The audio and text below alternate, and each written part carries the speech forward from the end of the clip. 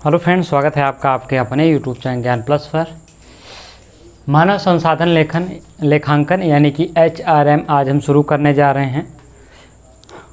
तो मैनेजमेंट का एक महत्वपूर्ण टॉपिक HRM या आप कह सकते हैं कि HRM का ही एक टॉपिक है मानव संसाधन लेखांकन। आखिर क्या होता है मानव संसाधन? आप सभी को पता है कि जिस प्रकार से मोटर गाड़ी या मशीनें संसाधन के रूप में जोड़ी जाती हैं, सड़कें आदि ये सब संसाधन के रूप में जोड़ी जाती हैं, उसी प्रकार से मानव को भी संसाधन के रूप में जोड़ा जाता है। हालांकि पहले अवधारणा ऐसी नहीं थी, पहले मानव को संसाधन के रूप में नहीं जोड़ा जाता था, लेकिन अब अवधारणा बदल गई है। अब मानव को भी ही संसाधन के रूप में, एसेट्स के रूप में माना जाने लगा है।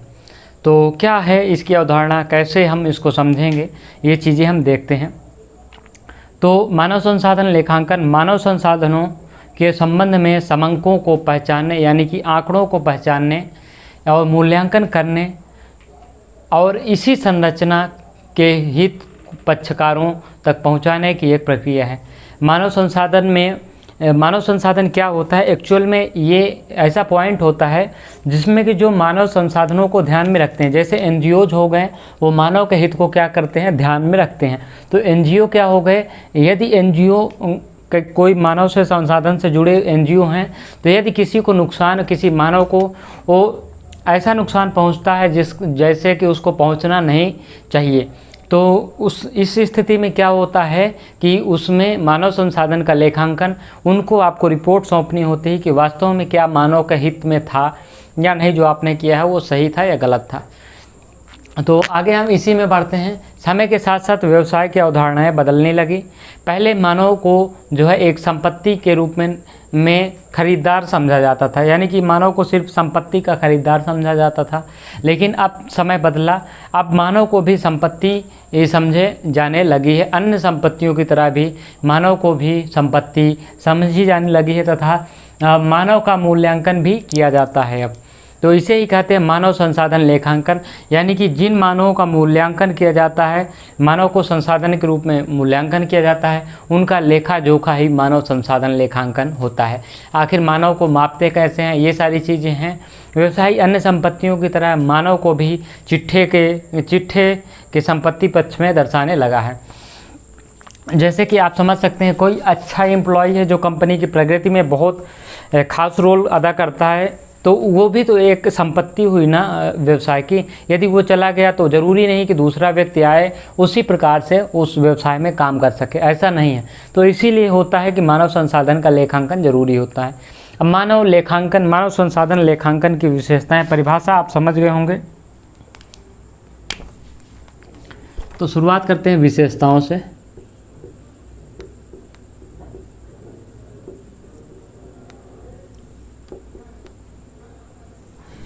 परिभाषा में मानव को संपत्ति के रूप में परिभाषित करना तथा उसका लेखा करना ही मानव संसाधन लेखांकन कहलाता है। सिंपल सा बात है, एक लाइन का है, 2 शब्द हैं इसमें। मानव का मूल्यांकन करके, संपत्ति के रूप में मूल्यांकन करके उसका लेखा जोखा करना ही मानव संसाधन लेखांकन कहलाता है। अब इसके हम विशेषताओं की बात करते हैं। तो मानव संसाधन के विकास के करते हैं, तो मानव संपदा से जुड़े संगठन होते हैं। मानव संपदा क्या होता है कि जो मानव संपदा से जुड़े संगठन होते हैं, वह संगठनों का हित रखने वाले पक्षकारों को प्रतिवेदन या रिपोर्ट प्रस्तुत करना। मानव संपदा व संगठन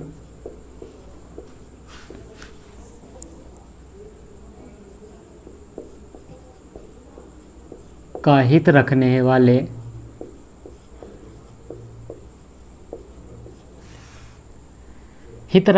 व्यवसायी हित रखने वाले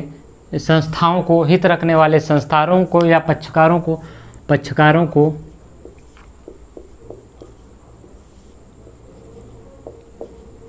रिपोर्ट प्रस्तुत करना।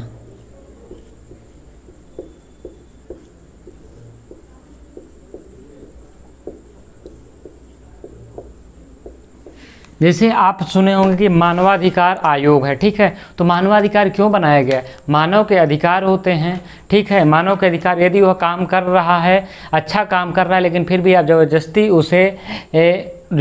ज़बरदस्ती उसे रिपोर्ट करेंगे, यानी कि ज़बरदस्ती उसके और अधिक काम उस पर प्रेशर डालेंगे, तो इसके लिए विभिन्न संगठन होते हैं जो कि उनको इस काम से उभारेंगे। यानी कि आप किसी भी मानव संसाधन है उससे आप एक सीमा तक ही काम ले सकते हैं, असीमित काम नहीं ले सकते हैं। यही इसकी विशेषता हो गई। मानव संपदा से संबंधित समंकों को पहचानना। अब मानव संपदा से संबंधित आंकड़ों को पहचानना, ये भी एक दूसरा महत्वपूर्ण विशेषता है।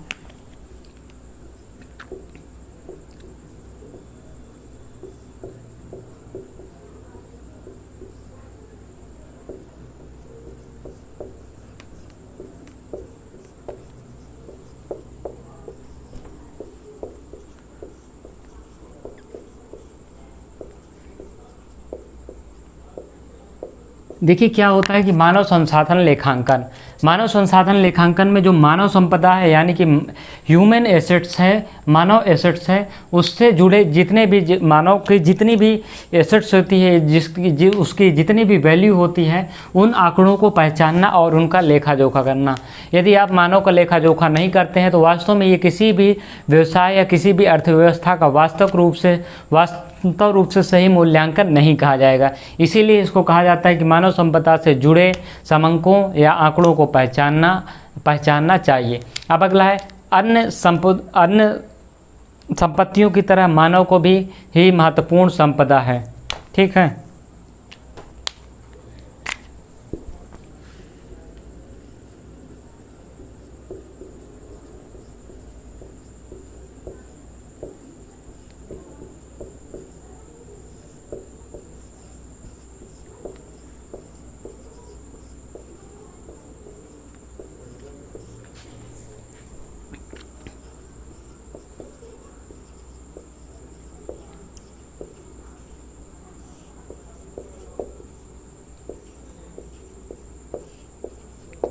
देखिए यदि आप ये इमेजिन करिए कि किसी व्यवसाय में बिना मानव के चल रहा है, ऐसा कोई व्यवसाय नहीं है जहाँ पे मानव के बिना चल रहा हो। तो मानव से ही जब व्यवसाय चलता है, ऑपरेट होता है, तो फिर मानव ही तो वो सबसे महत्वपूर्ण जो संपदा है, एसेट्स है, वो मानव ही होगी ना। तो इसीलिए कहा जाता है कि अन्य संपत्तियों की तरह मानव भी क्या होता है कि एक संपदा होती है, एक एसेट्स होती है, ठीक है। तो मानव संपदा के संबंध में लेखांकन क्रियाएँ की जा सकती हैं।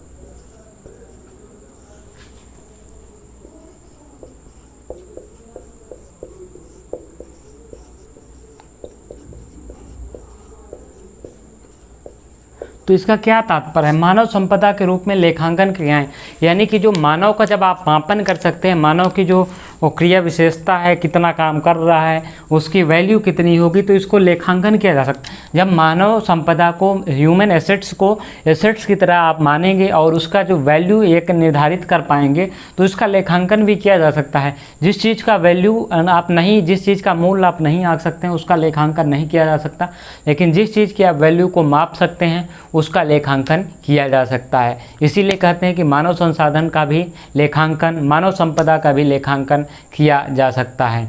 अब यहाँ पे अगला पॉइंट है आपके, पहचाने गए समंकों के आधार पे मानव संसाधनों का मापन किया जाना।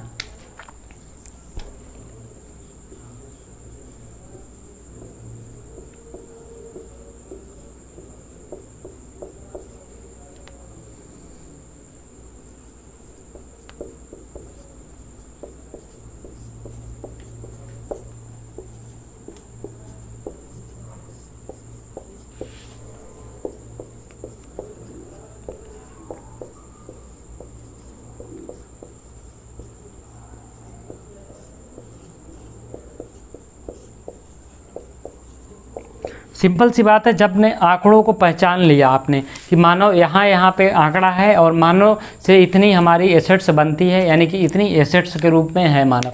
तो फिर उसका क्या किया जाता है कि जब आप समंकों के आधार पर इसका मापन कर लेते हैं तो फिर इसको संसाधनों के रूप में मापन आराम से किया जाना चाहिए। और इसको तो मानव संसाधनों के रूप में, जब मानव को आप आंकड़े वस्तु मुद्रा में माप लिए हैं तो फिर उसका लेखा आप क्यों नहीं करेंगे। इसलिए मुद्रा के रूप में मानव संसाधन को वो अगर यदि आप मान लिए हैं आंकड़ों के रूप में, तो उसका क्या है कि मापन मानव संसाधन के रूप में मापन किया जाना चाहिए और उसका लेखा भी किया जाना चाहिए। अब ये तो सारी चीज़ें होंगी, लेकिन अब मानव का जो मूल्यांकन है या मानव संसाधनों का मूल्यांकन है वो कैसे करेंगे, सबसे बड़ी बात तो यही है। तो मानव संसाधनों का जो मूल्यांकन है वो निम्न विधियों से कर सकते हैं। तो चलिए अब हम देख लेते हैं।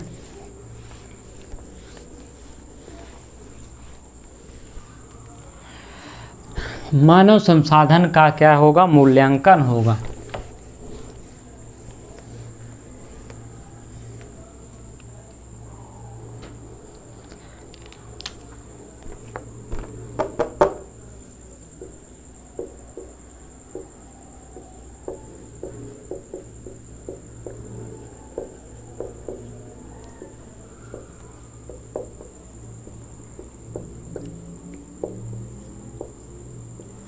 कई विधियां हैं जिनसे कि मानव संसाधनों का जो है मूल्यांकन किया जाता है। वो कौन कौन सी विधियां इसमें देखेंगे और किस प्रकार से उन विधियों में मानव का जो मूल्यांकन किया जाता है वो हम देखेंगे। तो जो होती है हमारी कई विधियां हैं, जिसमें कि सबसे पहले है ऐतिहासिक लागत विधि। ऐतिहासिक लागत विधि क्या होती है, हम इसको पहले लिख देते हैं, उसके बाद हम इस पर बात करेंगे कि ऐतिहासिक लागत विधि में क्या क्या आएगा।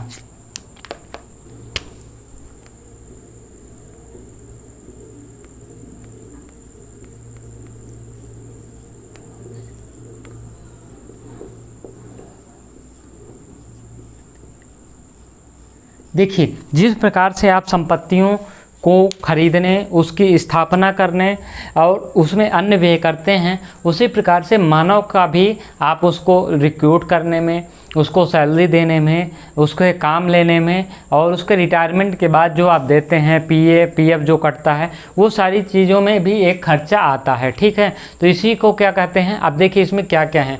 लागत ज्ञात करने के बाद पूंजीकरण करना, यानी कि जब आप पूरी लागत, यानी कि मानव के जो लागत है उसके नियुक्ति से लेके उसके रिटायरमेंट तक जो भी खर्चे करते हैं, उन लागतों को पूंजी के रूप में मापना। ठीक है, पूंजीकरण करने पर सभी लागतें जुड़कर संपत्ति का रूप, जितना भी उसमें सब लागत आई है, कॉस्ट आई है, मानव के संपादन सभी जोड़ लिए हैं, तो उसका क्या है, संपत्ति का रूप, यानी कि उतनी संपत्ति आपने इतने दिनों में जुटाई है या उतनी संपत्ति आपने बनाई है उस मानव के द्वारा। ठीक है, जितना व्यय किया है कम से कम उससे ज़्यादा तो आपने काम लिया होगा, तो वही होता है कि इतनी संपत्ति आपने जुटाई है। ठीक है, अब कर्मचारियों के चयन, प्रशिक्षण तथा पद स्थापन पर किया गया व्यय, वास्तविक लागत ज्ञात की जाती है। जितना भी खर्च हमने आपको बताया वो सारे इसी में ऐतिहासिक लागत में किया जाता है। अब मानव को संपत्ति के रूप में देने के पश्चात ह्रास मूल्य की व्यवस्था की जाती है। मानव पर किए गए समस्त व्यय, यानी कि कर्मचारियों पर किए गए समस्त व्यय पर जो होता है उसमें ह्रास की भी व्यवस्था की जाती है। तो ये आपका ऐतिहासिक लागत मूल्य हो गया है। ह्रास आपको परिभाषा समझ में आ गई हो कि मानव की नियुक्ति से लेकर उसके रिटायरमेंट तक जो खर्चे किए जाते हैं वो क्या होती है, लागत में आता है, उसे ऐतिहासिक लागत विधि कहते हैं। अब इसमें ये भी कहा गया कि मानव भी एक एसेट्स की तरह है, फिक्स एसेट्स की तरह, और उसमें क्या होती है, आपको ह्रास लगाना पड़ेगा। तो ह्रास लगाने का सूत्र क्या है,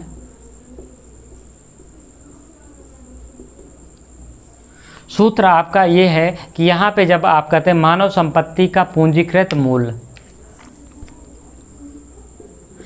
मानव संपत्ति का पूंजीकृत मूल्य,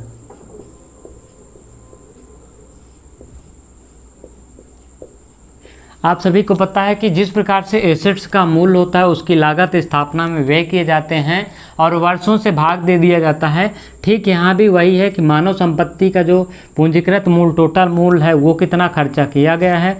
और इसमें क्या है कि कर्मचारियों के वर्षों की मानव संपदा का उपयोगी जीवन, अनुमानित जीवन है, मानव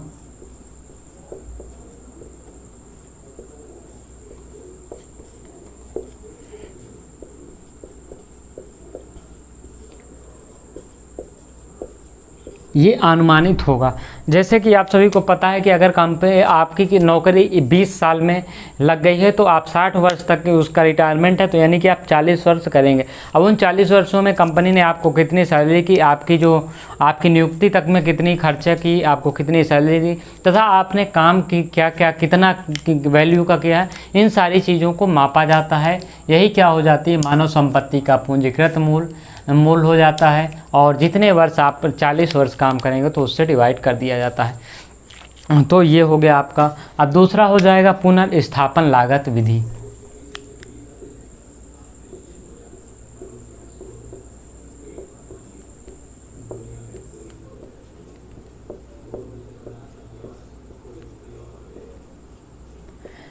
जैसे कि आपकी एसेट्स होती है, फिक्स एसेट्स, वो कुछ साल बाद ख़राब हो जाती है, ख़त्म हो जाती है, तो उसको क्या करते हैं, आप उसको फिर से स्थापना करते हैं, यानी कि उसका रिप्लेसमेंट करते हैं। ठीक है, तो रिप्लेसमेंट करने के बाद जो खर्चा आएगा वही खर्चा पुनर्स्थापन लागत विधि करती है, यानी कि किसी संपत्ति को रिप्लेस करके नई संपत्ति लगाने में कितना खर्चा आया। ठीक है, तो यही खर्चा जो होता है, मानो जब एक कर्मचारी रिटायर होता है उसके बाद जो नया कर्मचारी है उस पर कितनी लागत आएगी, पुनर्स्थापन उसी को मापना जो है और मानव संसाधन के रूप में उसका लेखा करना ही आपकी पुनर्स्थापन लागत विधि के अंतर्गत आएगा। तो ये आपकी ऐतिहासिक लागत विधि, उसके बाद पुनर्स्थापन लागत विधि आई है। इसके बाद अब हम देखेंगे तो आपके जो सिलेबस में अगला जो है वो अवसर लागत होगा। तो अवसर लागत को हम कैसे कैलकुलेट करते हैं और किस प्रकार से होता है अवसर लागत, हम हेडिंग पहले डाल लेते हैं, उसके बाद हम आगे इस पे बात करते हैं, इस पे डिस्कशन करते हैं।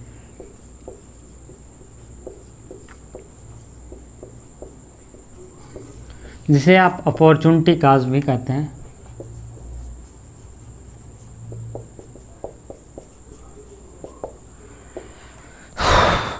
ठीक है, अपॉर्चुनिटी कॉस्ट क्या होती है?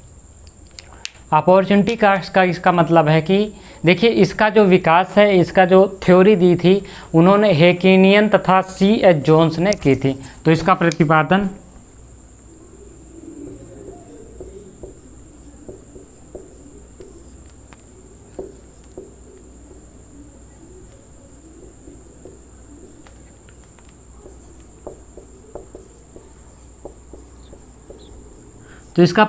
कौन किया था? हेकेनियस तथा C.H. जोन था, C.H. जोन्स ने किया था। तो इसके अनुसार क्या होता है, एक कर्मचारी वैकल्पिक उपयोग के आधार पे उसका मूल्यांकन किया जाता है कि यदि एक व्यक्ति को आप विकल्प के रूप में उसको यूज करते हैं, यानी कि मान लीजिए कि दो व्यक्ति हैं A, B,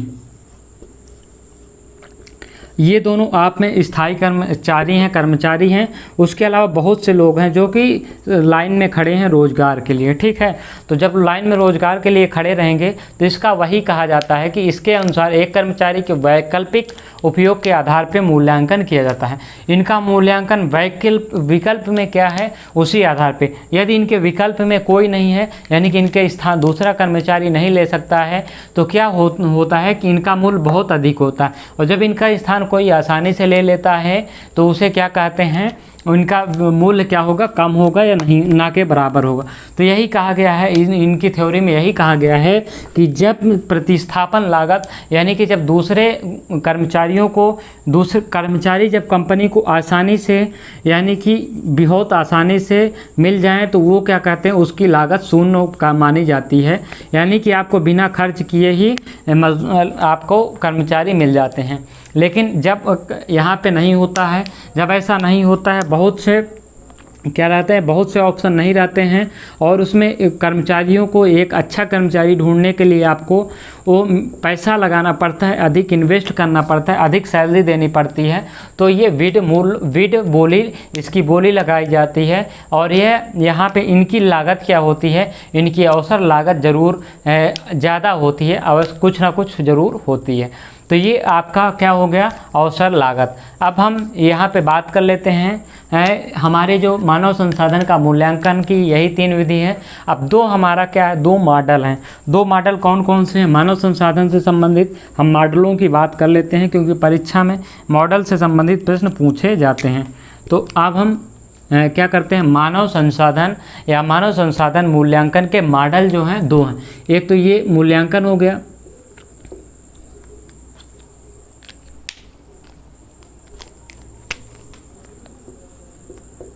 मॉडल मानव संसाधन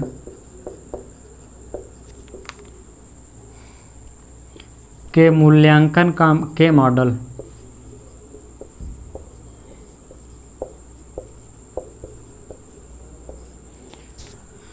यहाँ पे क्या होगा, मानव संसाधन के मूल्यांकन के मॉडल कौन कौन से हैं, ये चीज़ आपको जानना है। तो पहला होगा हरमनसन मॉडल, जिसे कहते हैं हरमनसन मॉडल।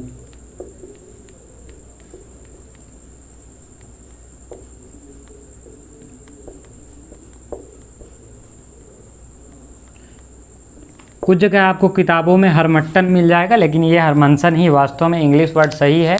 इंग्लिश वर्ड आपको यहाँ देख लीजिएगा अगर एग्जाम में आता है, क्योंकि यहाँ पे बहुत कन्फ्यूजन होता है प्रोनाउंसिएशन में, इसलिए इसको गलत सही भी लिख जाता है। तो इसको हरमनसन मॉडल का, इसमें इनका क्या कहना है, इसके अंतर्गत कर्मचारी के भावी वेतन के वर्तमान मूल्य का कुशलता अनुपात के आधार पर समायोजन किया जाता है। यानी कि जब कर्मचारी को भविष्य में आप वेतन देंगे तो उसका वर्तमान मूल्य में कुशलता अनुपात, यानी कि वर्तमान के मूल्य के अनुसार से वो कितना काम करेगा, इस आधार पर एडजस्ट किया जाता है। कुशलता अनुपात यही होगा कि भविष्य में वेतन आपको ज़्यादा देना होगा, तो काम जो है वर्तमान में जो कर रहा है कुशलता, किस प्रकार से वो काम करेगा, उसकी कैपेसिटी बढ़ानी पड़ेगी, तभी वेतन बढ़ेगा। तो इन्हीं दोनों पे उनके काम के समायोजन तथा मूल्य, वर्तमान मूल्य के अनुपात में इनको क्या किया जाता है, समायोजित किया जाता है। इसी कारण से इसे भावी वेतन समायोजित बट्टा मॉडल भी कहते हैं। इसे क्या कहते हैं, भावी समायोजित बट्टा मॉडल कहते हैं, भावी समायोजित बट्टा मॉडल भी कहते हैं।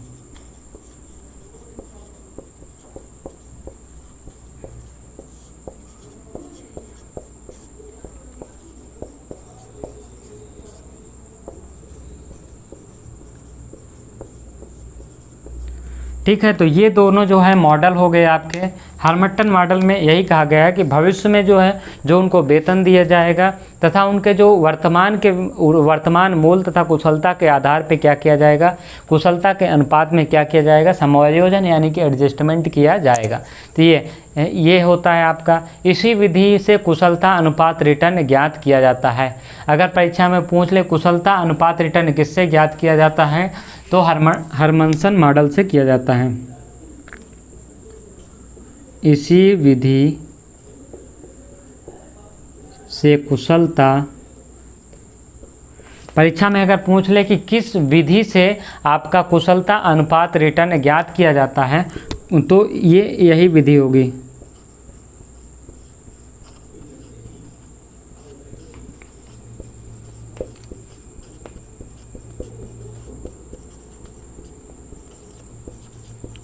ठीक है, तो ये हरमनसन मॉडल आपका हो गया है। इसमें क्या कहा जाता है कि किसी संगठन की विनियोग पर प्रत्याय यानी कि विनियोग पे रिटर्न, इन्वेस्टमेंट पे रिटर्न का जो अर्थतंत्र के सभी संगठनों की प्रत्याय यानी कि रिटर्न से जो संबंध होता है उसका भार औसत कुशलता अनुपात कहलाता है। तो देखिए क्या होता है, किसी संगठन की इन्वेस्टमेंट पर जो रिटर्न होता है वो अन्य सभी जो अर्थव्यवस्था में जो व्यापार होते हैं